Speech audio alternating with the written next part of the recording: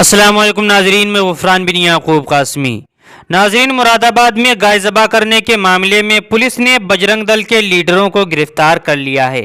در حقیقت یہاں پولیس افسر اور ان کے دشمنوں کو پھنسانے کی ایک بڑی سازش رچی جا رہی تھی اور اس کے لیے بجرنگ دل والوں نے گائے کو ذبح کر دیا۔ بجرنگ دل کے رہنما اور کارکن خود کو گائے کے محافظ ہونے کا دعویٰ کرتے ہیں۔ وہ گائے کے ذبیحہ کے واقعات پر بھی احتجاج کرتے ہیں، لیکن مراد آباد سے جو معاملہ سامنے آیا ہے اس نے پولیس کو بھی حیران کر دیا ہے۔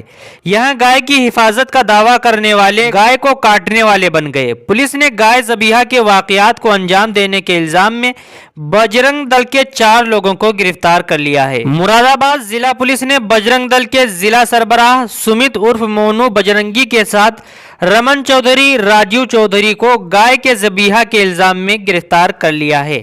اس گینگ نے 15 دنوں میں 2 جگہوں پر گائے کو ذبح کیا ہے۔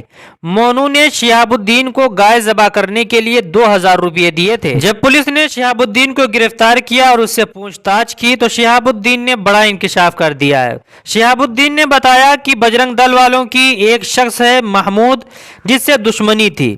بجرنگ دل والوں نے محمود کو جیل بھیجنے کے لیے، اس کو پھنسانے کے لیے مجھے 2000 روپے دیے تھے تاکہ میں گائے کو ذبح کروں۔ مقصد محمود کو جیل بھیجنا اور تھانے کے افسر کو ہٹانا تھا، اس لیے محمود کی تصویر اور نام گائے کے ذبیحہ کے مقام پر چھوڑ دیا گیا تاکہ پولیس محمود کو جیل بھیج سکے۔ جب پولیس نے پہلے گائے ذبح کرنے کے بعد محمود کو گرفتار نہیں کیا تو سمیت اور اس کی ٹیم نے SHO کو ہٹانے کی سازش کی۔